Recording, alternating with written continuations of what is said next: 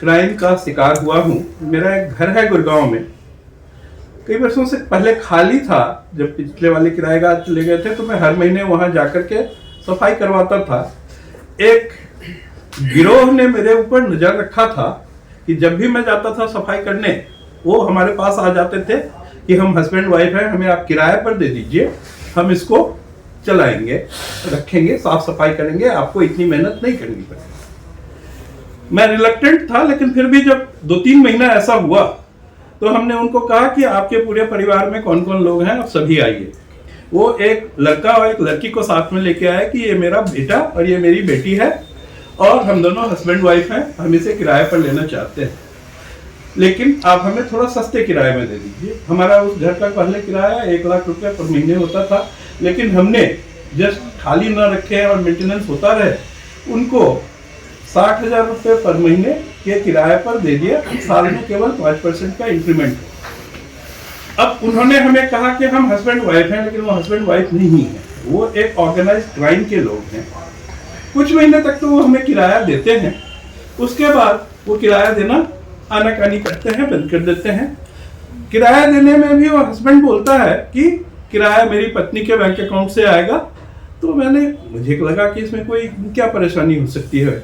हमने हस्बैंड जो अपने आप को कह रहा था, उसका आधार कार्ड, पैन कार्ड दोनों देखा, वाइफ का आइडेंटिटी चेक किया, दोनों बच्चे उन दोनों को मम्मी पापा बोल रहे थे। तो हमें लगा कि एक नॉर्मल फैमिली होगा, हमने दे दिया।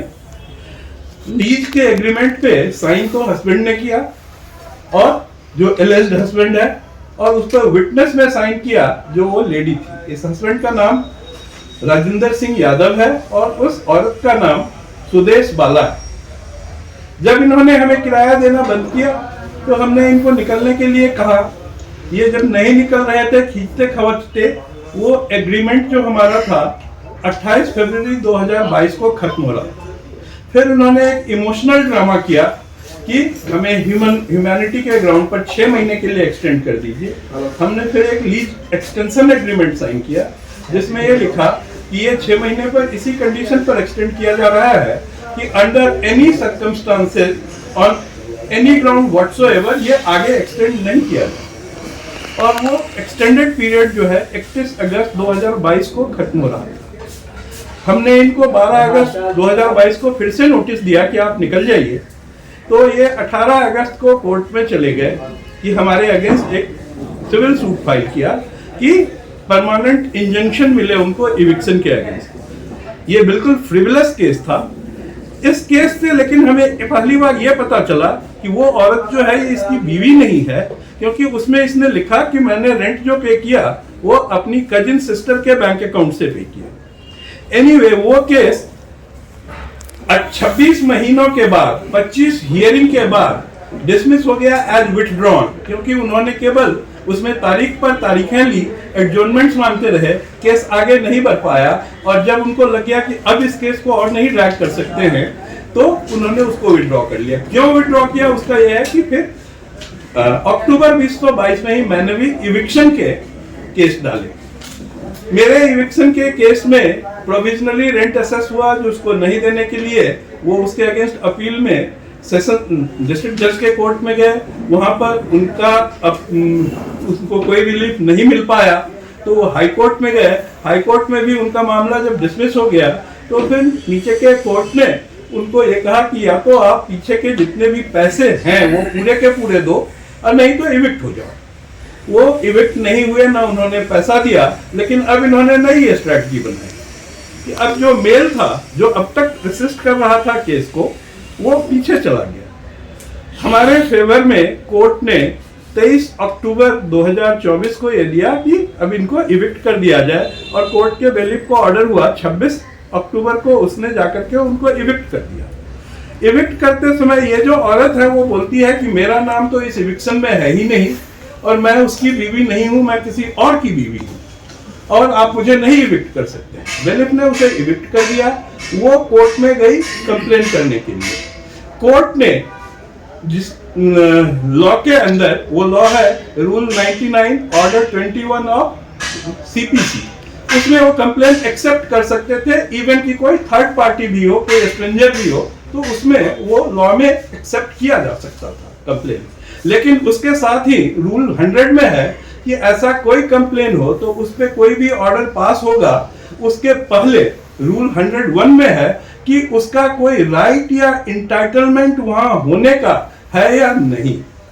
अब कोर्ट ने पता नहीं किस कारण से उसके फेवर में एक ऑर्डर निकाल दिया कि इसके इविक्शन को तो मैं रिपोजेशन का ऑर्डर कर देता हूं, लेकिन इसका कोई राइट है या नहीं है, वो किस कारण से वहां है, इसको हम बाद में देखेंगे। और बिना इस बात को देखे हुए उसमें ऑर्डर पास कर दिया, उस एप्लीकेशन को डिस्पोज भी कर दिया, जो कि डायरेक्टली सीधे सीधे लॉ के अगेंस्ट है, बिजार वायलेशन ऑफ लॉ है।